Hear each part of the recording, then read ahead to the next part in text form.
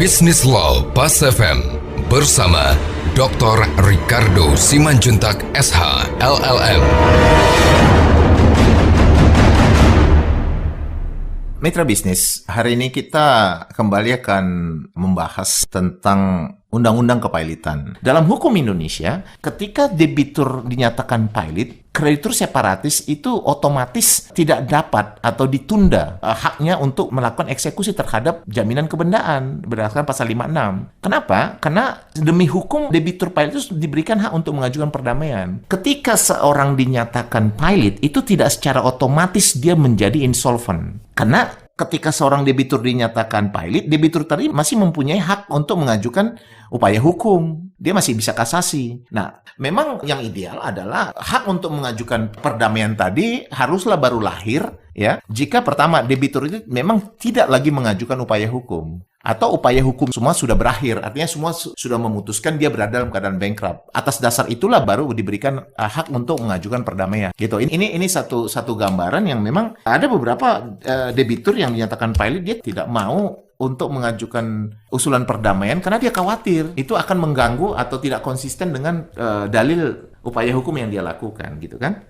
Kemudian terhadap pertanyaan yang diajukan pada saya, apakah kepailitan akan lebih menguntungkan buat debitur atau kreditur? Ini menarik. Ketika undang-undang kepailitan itu direformasi, banyak orang menganggap bahwa kepailitan itu adalah satu undang-undang atau ya satu instrumen hukum yang akan lebih menguntungkan kreditur, gitu, yang pro kreditur. Kenapa? Karena undang-undang ini seakan-akan mampu memaksa debitur untuk membayar utang-utangnya dengan ancaman jika tidak maka kreditur akan mempailitkan. Dalam satu tahap itu mungkin bisa dibenarkan. Kenapa? Karena bagi debitur-debitur yang masih melihat adanya ruang atau adanya alasan dia untuk memperbaiki status permasalahan keuangannya, mungkin dia akan khawatir jika kreditur mengambil langkah mempailitkan perusahaannya. Tapi kita juga harus lihat bahwa dalam perkembangan hukum kepailitan atau kita melihat contoh kepailitan yang sudah dewasa di negara Eropa dan di Amerika, di sana dikategorikan bahwa hukum kepailitan itu bukan hanya satu keadaan yang menjadi alat dari kreditur. Kalau Indonesia kan belum lagi bercampur, misalnya bahwa kalau orang dipailitkan malu, ya kan, atau dianggap itu kutukan. Jadi banyak hal yang membantu situasi yang membuat seakan-akan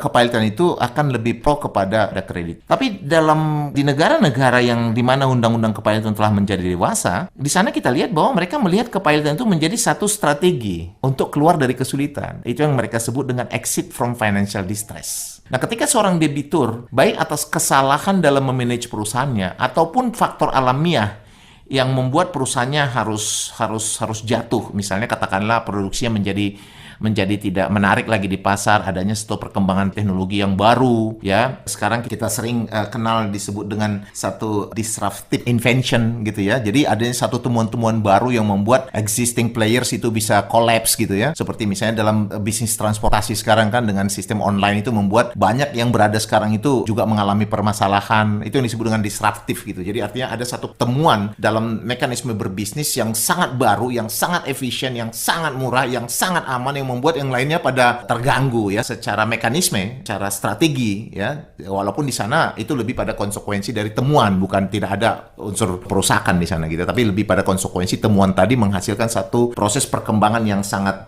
ekstrim yang membuat sekelilingnya yang berada pada wilayah bisnis yang mirip itu pada terganggu. Nah, itu yang disebut dengan disruptif. Nah, kalau kita lihat memang dalam perkembangan ini membuat akan sangat-sangat tergantung, ya kan, status dari hubungan hukum tadi, status dari debitur tadi. Kalau misalnya katakanlah ambil satu contoh lah bagi bank. Ini kan bank sekarang kan dalam beberapa minggu ini saya perhatikan di media itu sangat banyak berita yang mengatakan NPL tinggi gitu kan. Artinya apa? Kalau kita lihat di sana dengan gambaran berita tersebut, maka itu memberikan satu gambaran bahwa ada hubungan yang tidak terlampau mesra lagi antara bank dengan debiturnya. Di sini artinya debiturnya sudah berada dalam keadaan yang tidak mampu lagi membayar utangnya, atau paling tidak sudah mulai meminta reschedule, atau bahkan mungkin juga sudah ada yang nyerah, gitu loh. Ya kan? Nah, Sekarang kalau kita lihat dalam mekanisme perbankan merespon situasi yang mulai berat ini, maka kan kembali akan melihat sampai berapa besar ketika itu pihak perbankan menerapkan sistem, ya kan? Menerapkan sistem kehati-hatian dalam proses pemberian kredit. Bagaimana tingkat akurasi perbankan, ya kan, menyiapkan backup untuk uang yang telah diberikan kepada debitur sehubungan dengan memastikan jaminan kebendaan atau jaminan perorangan yang digunakan sebagai backup sudah mencukupi dan berada pada nilai yang memang dapat dipastikan. Gitu. Nah, kalau kita lihat kan ini kan menjadi satu hal yang juga tidak mudah untuk menjawabnya. Kenapa? Karena kan kalau kita lihat mekanisme atau prinsip itu kehati-hatian atau prudentiality dari satu bank dalam proses untuk melakukan pemeriksaan seorang debitur, apakah dia layak bankable atau tidak gitu, maka bank kan dia kan menggunakan ada 5C ya, 5C. 4C pertama kita kategorikan misalnya lebih pada business judgment rules. Yang kelima juga masih di backup dengan kolateral. Jadi dia harus dilihat misalnya di perhitungan tentang capitalnya, condition of economy-nya, karakternya gitu ya. Juga misalnya capacity-nya gitu kan. Jadi walaupun 4 tadi telah terpenuhi kan tetap aja dia akan di backup dengan kolateral sekitar 125% lah dari totalitas pinjaman yang diberikan gitu. Nah, hal seperti ini kan kalau kita lihat ketika ini sudah terpenuhi gitu ya. Karena kan kita lihat lagi ketika kita masuk pada kolateral, lihat lagi jaminannya, ya kan, jaminan apakah tanggungan, apakah dalam bentuk gadai, apakah dalam bentuk jaminan fidusia. Fidusia yang kita lihat lagi apakah fidusia stok, inventory gitu, ataukah fidusia alat-alat gitu ya, mesin gitu, ataukah fidusia tagihan, account receivable, apakah ya. Jadi ini akan sangat berhubungan dengan tingkat kepastian dan sebaliknya juga tingkat kerentaan dari jaminan tadi gitu. Mitra bisnis, demikian perbincangan kita hari ini. Saya Ricardo Simanjuntak untuk Business Law Pas FM.